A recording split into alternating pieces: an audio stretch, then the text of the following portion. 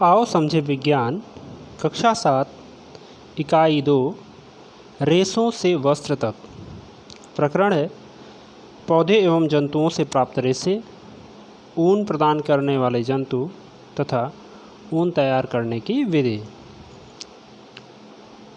पिछली कक्षा में आपने पौधों से प्राप्त होने वाले रेशों जैसे कपास तथा जूट के बारे में विस्तार से पढ़ा।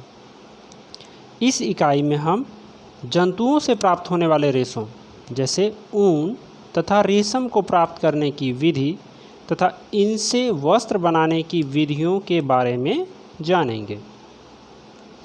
पौधे एवं जंतुओं से प्राप्त रेशे।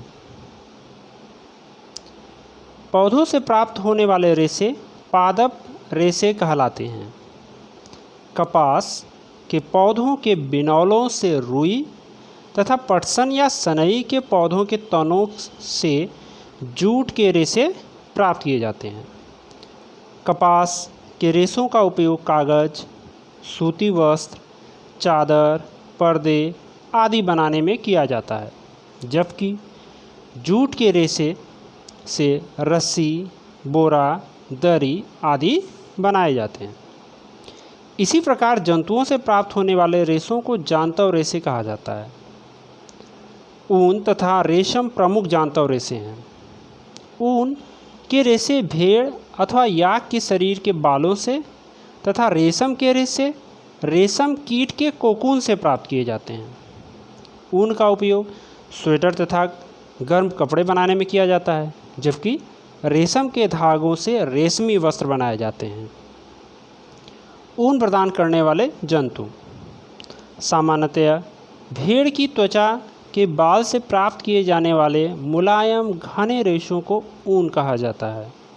हालांकि कुछ अन्य जंतुओं जैसे याक, ऊंट, बकरी आदि के शरीर के बालों का भी उपयोग ऊन प्राप्त करने में किया जाता है। दरअसल इन्हीं ऊन को स्वेटर बुनने के लिए बाजार से खरीदा जाता है। जिन वासस्थानों पर बालों से ढके जो जंतु पाए जाते हैं, वहाँ उन्हीं जंतुओं के रेशों से ऊन प्राप्त किया जाता है। उदाहरण के लिए जम्मू कश्मीर के पहाड़ी क्षेत्रों में पाए जाने वाली अंगोरा बकरी से अंगोरा ऊन तथा कश्मीरी बकरी से पश्मीना ऊन की सालें बनाई जाती हैं। याक का ऊन तिब्बत और लद्दाख में प्रचलित है। दक्षिण अमेरिका में लामा और एल्पेका नामक जंतुओं से ऊन प्राप्त किया जाता है। अब हम देखते हैं ऊन तैयार करने की विधि।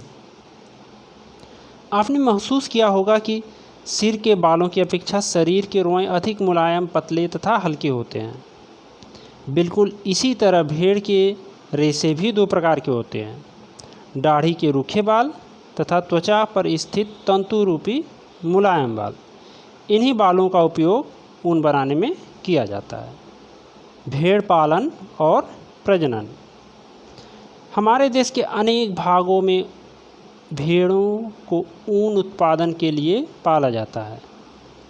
सामान्यतया जम्मू और कश्मीर, हिमाचल प्रदेश, उत्तराखंड, अरुणाचल प्रदेश और सिक्किम के पहाड़ी क्षेत्रों तथा हरियाणा, पंजाब, राजस्थान और गुजरात के मैदानी भागों में गड़ेरियों द्वारा भेड़ों के झुंड पाले जाते हैं।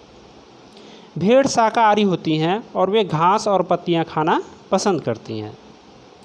गड़ेरिए उन्हें हरे चारे के अतिरिक्त दाल, मक्का, ज्वार तथा खली आदि खिलाते हैं। दरअसल भेड़ों के रेशों की गुणवत्ता उनके पोषण, जलवायु तथा उचित देखभाल पर निर्भर करती है। भेड़ कि कुछ नस्लों के शरीर पर घने बाल होते हैं, जिनसे बड़ी मात्रा में अच्छी गुणवत्ता वाली ऊन प्राप्त होती है। ऐसी भेड़ों का उपयोग अच्छी नस्ल की भेड़ों को जन्म देने के लिए भी किया जाता है। नस्ली भेड़ों को जन्म देने के लिए जनक के रूप में इनकी चयन की प्रक्रिया को वर्णात्मक प्रजनन कहते हैं। गुणवत्तापूर्ण ऊन प्रदान करने वाली भेड़ों की कुछ भारतीय नस्लों के बारे में भी जान लेते हैं। जैसे बाखरवाल नस्ल की भेड़ जम्मू और कश्मीर राज्य में पाई जाती है तथा इनके ऊन की गुणवत्ता ऊनी सालों के लिए प्रयोग की जाती है। रामपुर बुशायर भेड़ उत्तर प्रदेश और हिमाचल प्रदेश में पाई जाती हैं तथा इनकी जो ऊन की गुणवत्ता होती है उसका उपयोग भूरे ऊन वाले कंबल के लिए किया जाता है। नाली या नली भेड़ें राजस्थान, पंजाब, हरियाणा में पाई जाती है जिनका उपयोग गलीचे के लिए तथा लोही भेड़ राजस्थान, पंजाब में पाई जाती हैं और इनके ऊन का उपयोग ऊनी वस्त्र बनाने के लिए किया जाता है।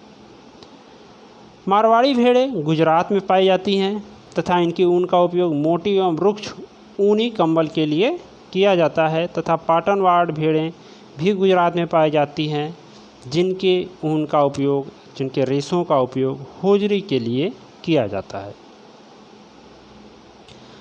भेड़ के रेशों को ऊन में संसाधित करने के विभिन्न चरण। भेड़ के बालों को ऊन के धागों में परिवर्तित करने की एक लंबी प्रक्रिया होती है जो निम्नलिखित चरणों में संपन्न की जाती है। पहला चरण होता है भेड़ों के बालों की कटाई।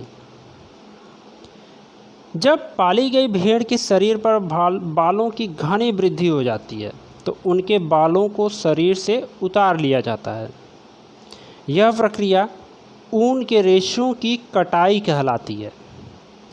भेड़ के बाल उतारने के लिए मशीनों का उपयोग किया जाता है और सामान्यतः बालों को गर्मी के मौसम में काटा जाता है ताकि भेड़ों को इस मौसम में बालदार त्वचा वाले सुरक्षात्मक आवरण के न रहने पर भी कोई कठिनाई न हो। क्या आपने कभी सोचा कि ऊन के रेशों के लिए भेड़ों की बालदार त्वचा को उतारने में उन्हें कष्ट क्यों नहीं होता है? इसका कारण यह है कि त्वचा की सबसे ऊपर वाली परत अधिकांशतः मृत कोशिकाओं से बनी होती है। साथ ही भेड़ के बाल फिर से उगाते हैं। ठीक वैसे ही हमारे बाल जिन्हें कटवाने में कष्ट नहीं होता तथा काटने के बाद ये पुनः उगाते हैं। अगला चरण होता है अभिमार्जन का। कटाई के बाद रेशों को पानी की टंकियों में डालकर अच्छी तरह से धोया जाता है जिससे उनकी चिकनाई, धूल और गर्द निकल जाए। यह प्रक्रिया अभिमार्जन कहलाती है। आजकल अभिमार्जन मशीनों द्वारा किया जाता है।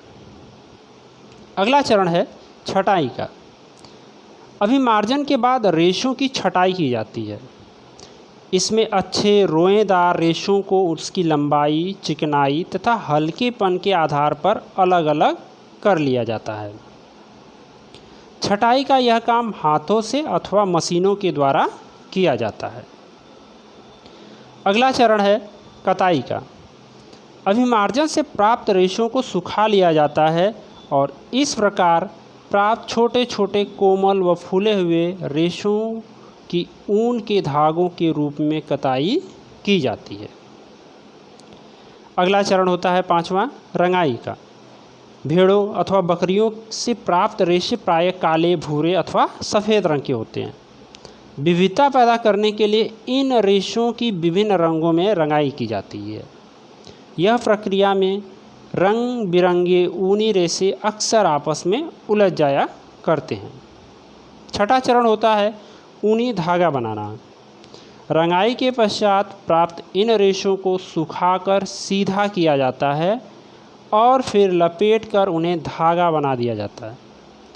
लंबे रेशों को काट कर स्वेटर की बुनाई वाले ऊन में और अपेक्षाकृत छोटे छोटे रेशों को काटकर ऊनी वस्त्रों की बुनाई के उपयोग में किया जाता है।